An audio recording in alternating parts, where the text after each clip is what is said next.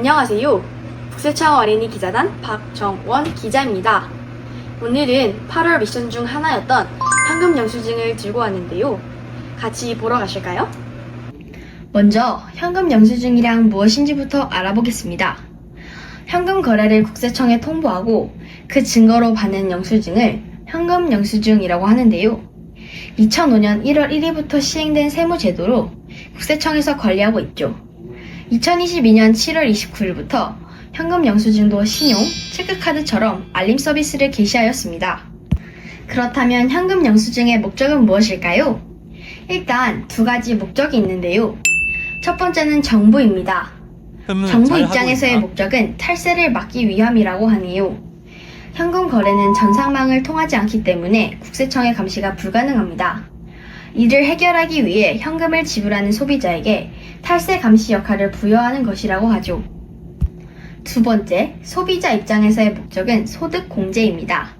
신용카드, 체크카드, 현금 영수증 등의 사용 금액이 총 소득의 25%를 초과하게 되면 그 초과하는 부분의 현금 영수증 사용액의 30%만큼 소득이 공제되고 그만큼 납부해야 할 종합소득세가 낮아진다고 하니 열심히 발급받는 것이 좋겠죠?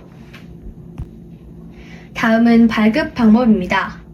현금 영수증 발급이 의무인 가게에서 손님이 현금 영수증이 필요 없다고 말을 하더라도 발급하지 않으면 불법이 됩니다. 발급 대상이 아닌 경우도 있습니다. 정부에서 거래를 쉽게 파악할 수 있거나 세금 부과 대상이 아닌 경우 내지 않게 되거든요. 각종 세금, 전기요금, 전화요금, 가스요금, 유료방송요금, 학교의 입학금과 수업료, 보험료, 아파트 관리비 등도 발급 대상이 아닌데요. 또한 연매출 2,400만원 이하의 사업자인 경우 현금 영수증 발급이 의무사항이 아닙니다.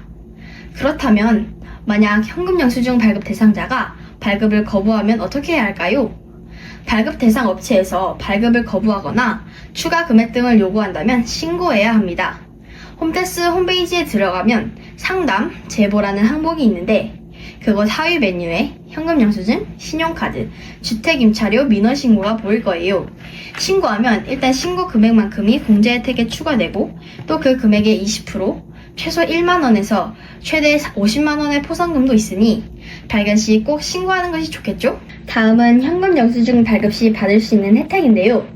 소비자의 경우 1년 동안 벌어들인 금액의 25%를 초과하는 현금 영수증을 사용했을 시 혜택을 받게 됩니다.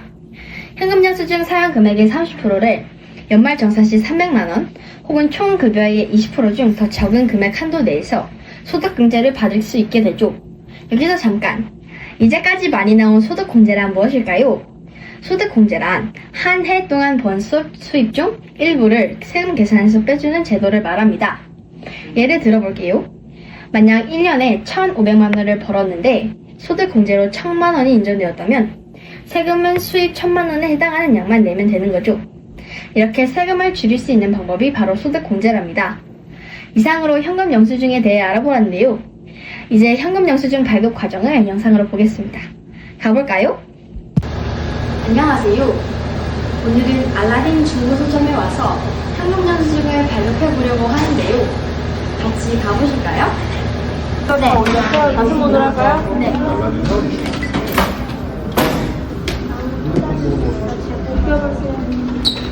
영수 드릴까요? 네. 자, 네, 그래서 누구요? 지금까지 현금 영수증에 대해 알아보고 또 직접 발급해보는 시간을 가져봤는데요.